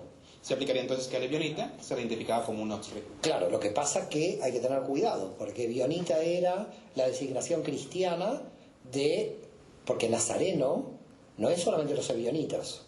Nazareno para el judaísmo son todos los cristianos. Todos los que creen en Claro, es decir, aparece cualquier cristiano y en hebreo yo digo Notzri. Digo es nazareno, porque sigue al nazareno. ¿Se entiende? Es decir, había judíos que seguían a Yoshua, que decían que seguían al nazareno. Los judíos que no seguían al nazareno decían de estos, son Notzrim, son los nazarenos, los que siguen al nazareno. Pero los que siguen al nazareno eran todos los cristianos para el mundo judío. Todos los que seguían a Yoshua. Es decir, alguien viene y me dice, yo sigo a Yoshua. Yo si lo digo en hebreo, le digo Notzri, le digo nazareno. ¿Se entiende? Entonces, nazareno no es una denominación dentro de la historia cristiana. Es la denominación de los cristianos globalmente para todos los desde el judaísmo. Es decir, si aparece un luterano, es un nazareno. Si aparece X, cualquier cristiano, es decir, cristiano es mesiánico. Los judíos no podemos llamar a un judío mesiánico, porque todos los judíos son mesiánicos, dado que todos esperan al Mesías. Hay judíos mesiánicamente consumados porque el Mesías llegó y judíos potencialmente mesiánicos. El judío que espera al Mesías también es mesiánico. A mí me dice, ¿usted es judío mesiánico? Sí. Ah, ¿creen en Yeshua? No. Puede que potencialmente sea mesiánico. Es decir, muchos judíos, no es mi caso, porque ya no espero ningún Mesías, los judíos de todo el mundo son mesiánicos porque esperan al Mesías. No sé si me siguen. Entonces, están los judíos mesiánicos consumados porque dicen Yeshua es el Mesías, y están los judíos potencialmente mesiánicos que dicen lo estoy esperando. ¿Me siguen aquí? Ahora, desde el judaísmo, cualquier cristiano, cualquier persona cristiana, alguien me dice soy cristiano. Si yo lo traduzco en hebreo, yo digo es Notzri. Notzri quiere decir nazareno. Porque no está la palabra cristiano, dado que mesiánicos somos todos casi en el mundo judío. ¿Me siguen el análisis? Entonces, Notzrim eran todos, no son los ebionitas. Los cristianos de Pablo también eran Notzrim. Todos los que siguen a Yoshua como el Mesías, desde el punto de vista del idioma hebreo, son nazarenos. Se lo llama nazarenos, no se le llama cristianos. Es decir, un judío a un cristiano no lo llama cristiano, lo llaman nazareno, seguidor de Nazaret. ¿Se entiende? Claro, como persona, claro, y también aquí es algo importante, menos mal que interviene como tema geográfico, como el que sigue al nazareno de Nazaret, no al nazareno del nazareato, porque también hay otra confusión ahí. ¿Entiende? El nazareato lo explicamos. El nazareato es una institución del texto bíblico del Antiguo Testamento. Durante 40 días la persona no se podía cortar el pelo, no podía tener relaciones sexuales ni beber alcohol. Era como purificarse durante 40 días, que según el Talmud lo podía llevar a 40 días más y a 40 días más, 2 veces más, 120 era el máximo. El propio Pablo, en Hechos de los Apóstoles, se vuelve nazareno, se rapa el pelo, 40 días se queda, está en Jerusalén, porque Santiago le dice, compórtate como judío, porque acá están rumoreando cosas malas de ti. ¿Recuerdan esa parte? ¿No? Entonces, cuando se dice Notzri o nazareno, no se dice nazareno por el nazareato. Se dice nazareno porque siguen a Yeshua de Nazaret. Así que desde el punto de vista del hebreo no se habla de cristiano. Se habla del seguidor del nazareno. Ok. ¿Alguien más que tenga? No, para que quede claro que no son solo los ebionitas. Perfecto. ¿Tenías duda, Tony? Esta chica tiene que hacer teología, ¿eh? Gracias. Chica, Gracias. tenés que ser pastora. Ya casi. No pueden ser las mujeres. En alguno. No, ni quiero. Dentro de lo que... Qué bonito, ¿eh? La mujer en la religión ahora. Sacarlo. Hacemos otra seminaria. Fue una catarsis. No. Bien. Dentro de lo que hemos estado viendo y lo que usted comentaba también, Yahshua y Pablo nunca comieron alimentos prohibidos. Y usted comentaba, si no me equivoco, era con San Eleuterio que permitió todos los alimentos, que se podía comer cualquier cosa. ¿Cómo quedan esas enseñanzas en el Nuevo Testamento, o como nos han enseñado, creo que erróneamente? Por ejemplo, las cartas a Corintios, que todo me es lícito, mas no todo me conviene, que el alimento es para el estómago, que todo puede ser, santificado, etcétera. O sea, se da a entender, o siempre yo lo había entendido, que comían cualquier cosa. Entonces, eso se debe a una influencia siempre del canon romano para justificar esta situación, o ¿es una mala traducción o a qué se debe esta Mire, situación? el tema es el siguiente. Se puede quedar ahí si siguen más preguntas. Sigue más preguntas. Es solamente esta, pero está buena como pastora, ¿no? Está potente la mujer. Yo lo que pienso, sinceramente, es que hay que hacer un análisis muy detallado, muy tranquilo de este asunto. Porque si contesto simple a esta pregunta se va a complicar. Entonces mejor contestarla compleja para que se simplifique. ¿Se entiende? Si yo a su pregunta se la contesto simple, no es simple. Así que gracias por la pregunta, porque es una pregunta muy inteligente. Pensemos la primera situación. Todos los judíos que seguían a Yoshua, en tanto judíos, observaban la Torá y no comían las comidas prohibidas, porque eran judíos, punto. Ya no hay aquí Yoshua, no hay iglesia, olvídese. Alguien es judío y por observancia de la Torá, comidas prohibidas no come, comidas permitidas come. Lo tiene claro. El problema es cuando empiezan a entrar los gentiles. Cuando empiezan a entrar los gentiles, los judíos de las sinagogas le dicen, no coma jamón. Y el gentil dice, ¿por qué? Porque está prohibido. No, está prohibido para los que están bajo la Torá. Pero yo no estoy bajo la Torá. Yo estoy bajo las leyes de Noé. Y en las leyes de Noé no puedo comer las comidas que quiero. ¿Me siguen o no? Entonces, cuando entraron los gentiles, empezó a haber un lío cada vez que había una comida, que había gente que comía una cosa y gente que comía otra. Esto es como hoy, los veganos, los vegetarianos, bueno, nos pasa hoy habitualmente. Tenemos un lío de comidas. Bueno, en el siglo I pasó lo mismo. Siglo I, un tipo al lado comía jamón mientras el otro era judío y lo miraba. Lo miraba como yo lo miro, cuidado. A ver si queda claro, había líos en las comunidades. ¿Usted quiere saber los líos de las comunidades dónde están? Capítulo 13 y capítulo 14 de Romanos. En el capítulo 13 y 14 de Romanos, Pablo tiene que en la carta a los romanos poner paños fríos a los líos que hay entre los que comen y no comen. Y les dice a los judíos, por favor, ustedes coman tranquilos, que están bajo la Torá, pero no molesten al que come. Y el que come, no molesta al que no come. No sé si recuerdan, capítulo 13 y 14 de Romanos. ¿Por qué en el año 58, que se hizo esa carta de Pablo, está poniendo límites en la comunidad a los que comen y no comen?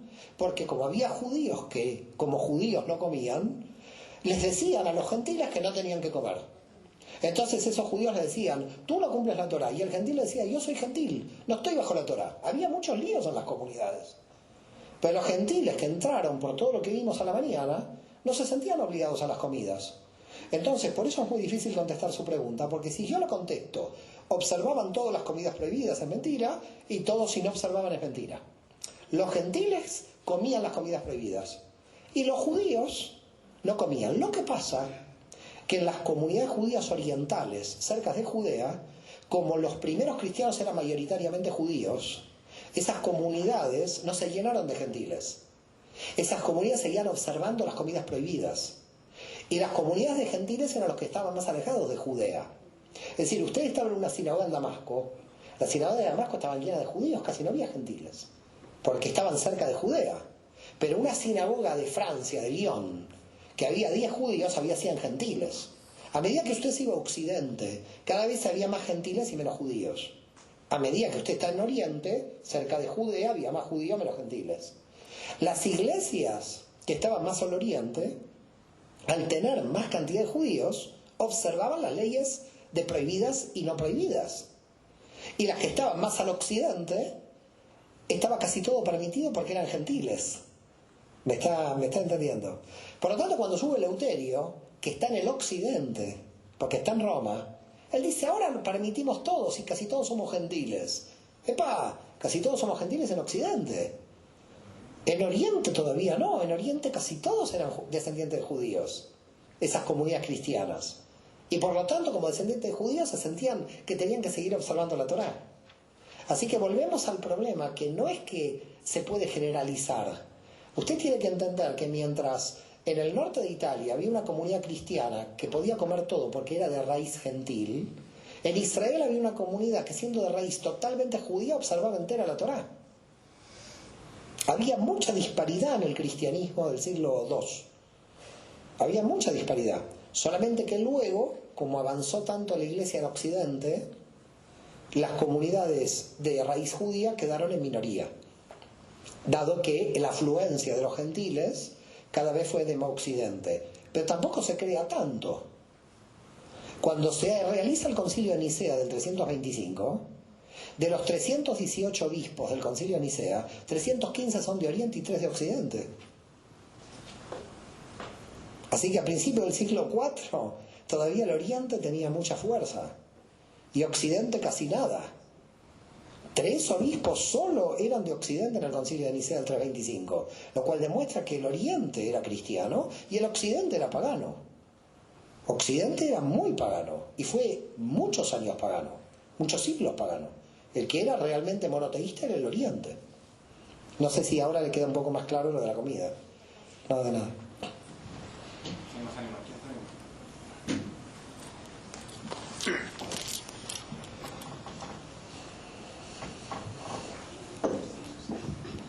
Buenas tardes, doctor. Buenas tardes a todos.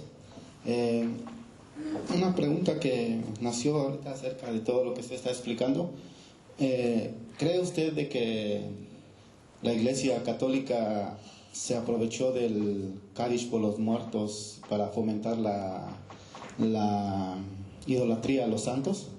¿O habrá algún indicio en la historia que nos pueda dar un poco luz sobre esto? Porque yo de niño estuve en la Iglesia Católica y veía que las personas se iban y se postraban a los santos y no, pues un sacerdote nunca hacía nada, y como estamos viendo el desenlace de todo esto, me gustaría saber si usted en la historia puede haber encontrado algo acerca de esto, ¿no?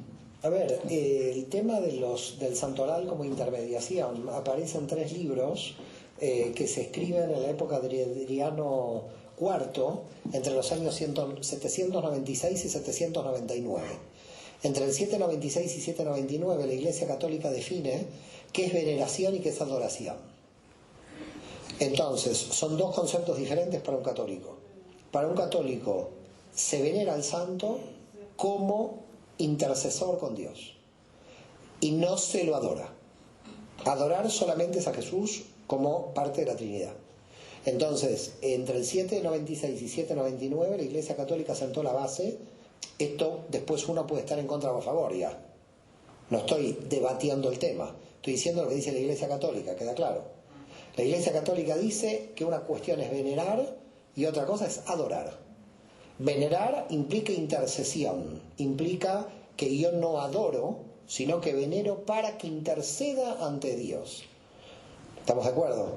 Pero adorar es solamente a Dios. Ahora, es verdad que esto es un tema teológico muy abstracto, que la gente, en general, realmente muy devota, parece como que termina adorando al santo, ¿no?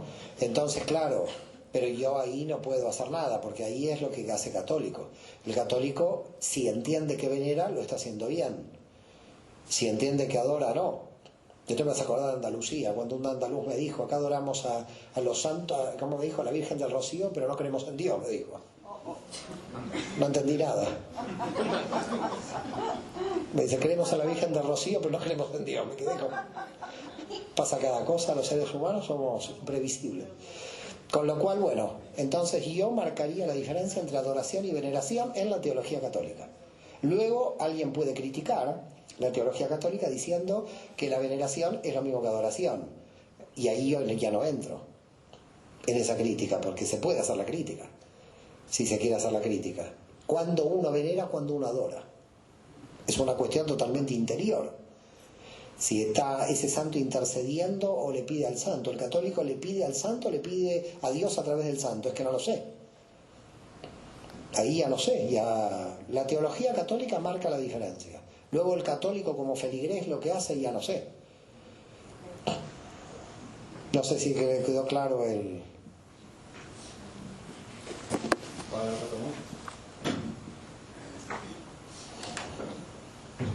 Buenas tardes. Buenas tardes. Bueno, dos consultas. Una es Espero que sea bueno conmigo, ¿no? No, bueno, este hombre es chileno, yo argentino, tengo miedo. Ahora no vamos a hablar de fútbol, ni de la Copa América. Ya nos sacaron el Beagle, en las Islas del Beagle, ya tengo miedo que me haga algo ahora. Mira, estando con el Centro Kabbalah ya varios años, como fundación tiene el Zohar, aparece siglo II, principio siglo III. ¿Qué influencia tú conoces que pudo haber tenido tanto en el judaísmo como en el cristianismo, siendo una revelación de la Torá? Y la segunda,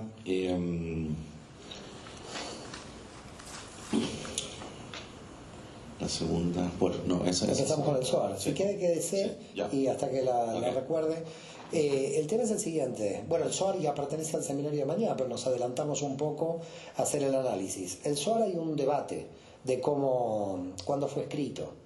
El debate con respecto al Zohar es, bueno, no sé si todos conocen lo que es el Zohar, habría que explicar, es la tradición mistérica, la tradición oculta del texto bíblico, lo que los místicos judíos elaboraron a lo largo de la historia del pensamiento profundo, lo vamos a ver mañana, en el seminario de Cábala, ¿no? El seminario mística judía. El Zohar tiene dos épocas de construcción. Los ortodoxos van a decir que su primera construcción, su primera y definitiva, la van a atribuir al siglo II a Rabbi Shimon Bar Yochai, justamente en la época de Rabbi Akiva y la rebelión contra Roma.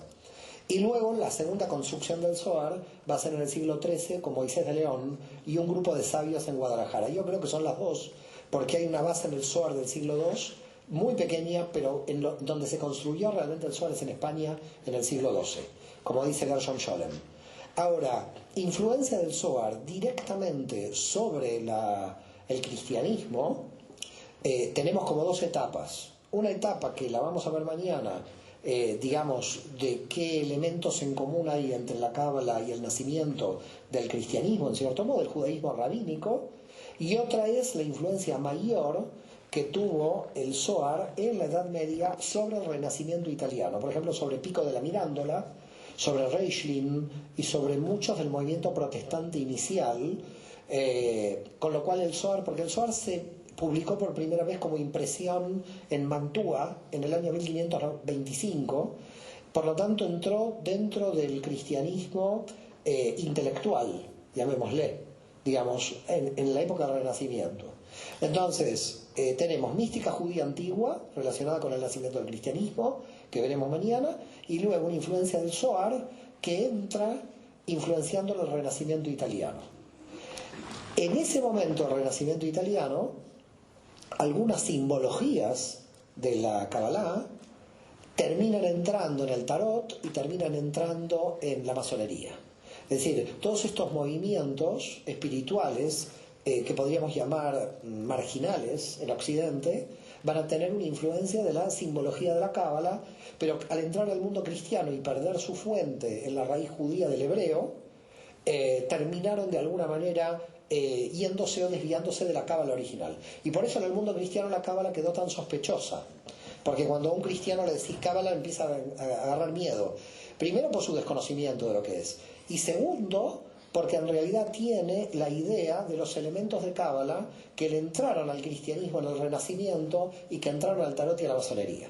Y por lo tanto el cristiano sospecha de ese tipo de simbología. De la magia.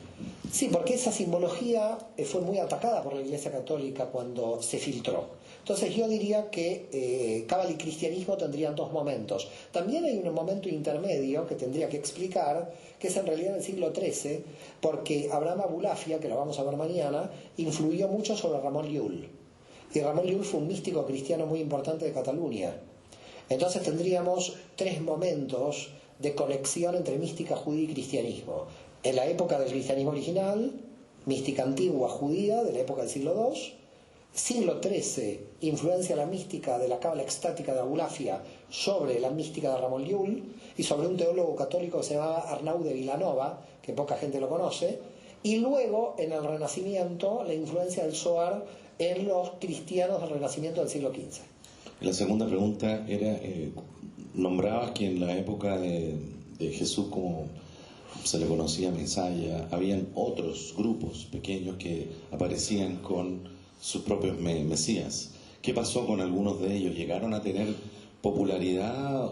¿Por qué solamente Jesús? Entiendo que la promoción que hizo Pablo fue extraordinaria, pero ¿por qué otros no se conocieron tanto? ¿Y si hubieron? Bueno, uno se conoció mucho. Te voy a dar el que más se conoció. Porque los demás, a ver, ¿por qué no se conocieron tanto? No solamente porque no tuvieron a Pablo, el evento fundamental, sino porque todos iban a la guerra y rápidamente Roma los crucificaba. Por ejemplo, hay un caso de que movió mucho más que Jesús, casi 2000 judíos, Roma los crucificó a todos. Pero en la historia judía, ya no antigua, sino durante toda la historia judía, hay un caso muy importante del siglo XVII, el gran Mesías Sabbatai Tzvi. No sé si conocen la historia de Sabbatai Tzvi. Sabbatai Tzvi fue un Mesías que se declaró Mesías en Turquía, en la ciudad de donde viene mi familia, así que espero no ser pariente. Bueno, de Jesús soy pariente, otro Mesías más no me molesta. También de Sabbatai Tzvi debo ser pariente también. Y Sabbatai Tzvi se declaró Mesías en el año 1666. Qué miedo. 1666 se declaró Mesías en Esmirna y miles de judíos de todo el mundo le siguieron. Poca gente conoce este movimiento, pero miles de judíos siguieron a Sabbatai Tzvi. Si les interesa, también a través de Tami podemos enviar la información de toda esta información, pero el movimiento de Sabbatai Tzvi fue grandísimo. Grandes místicos judíos se metieron en el movimiento creyendo que Sabbatai Tzvi es el Mesías. ¿Cómo terminó Sabbatai Tzvi? Lo llamó el sultán de Turquía y le dijo: ¿te convertís al Islam o te corto la cabeza?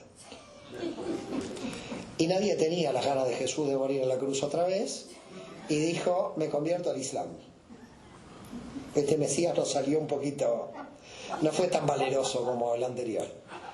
Y Sabbatai Tzvi dijo: yo no me corto la cabeza, ya me hago islámico. Entonces se convirtió al Islam y llamó a sus seguidores y dijo: me convierto al Islam para realmente sacar el mal de dentro del Islam, pero nosotros no somos islámicos, seguimos siendo judíos.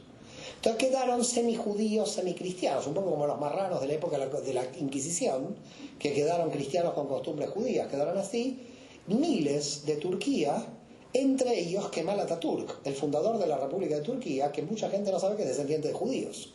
Por eso quería tanto a los judíos y por eso no se unió a Hitler en la Segunda Guerra Mundial, porque si no, Hitler el primero que tenía que matar es a él. Con lo cual, el movimiento de los sabateístas llegó en Turquía a tener 20 o 30.000 seguidores, muy grande, se expandió sobre Polonia con otro movimiento más en el siglo XVIII, y ese movimiento perduró mucho en el mundo judío. De hecho, yo en un viaje a Estambul, estaba en el Museo Judío de Estambul, y el director me dice: ¿quieres que te presente un sabateísta? Le dije: nunca vi un sabateísta, a un descendiente del Mesías Sabbatai Tzvi. Entonces lo vi y le digo: bueno, qué honor. Lo saludé. Digo: nunca vi un sabateísta, nunca vi un descendiente de este Mesías. Así que es curioso que ese movimiento fue muy grande en la historia judía. De hecho, causó muchísimo problema cuando él se convirtió al Islam, porque todos los seguidores de él, una gran parte, también se convirtieron al Islam. Claro, quedaron como judíos camuflados dentro del Islam. Se llamó en la historia, hay que ponerlo en Google otra vez, los Dohme. Es D-O-H-M, Dohme, creo que es doble M o doble M-N-E. Dohme quiere decir como los invertidos, los que pasaron del otro lado, sería, ¿no? Un poco así. Es decir, porque pasaron al Islam, porque se dieron vuelta al Islam. Con lo cual, pero ese movimiento fue un movimiento mesiánico muy importante en la historia judía. Muy importante en la historia judía. Fue del siglo, ya dije, XVII, pero con mucha fuerza sobre el siglo XVIII. Y todavía, reitero, hay gente que es ateísta. Hay gente que es ateísta, se casan entre ellos. Es muy interesante esta historia. Ok, entonces ahorita vamos a tomar 5 minutos de descanso, ocupamos cambiar su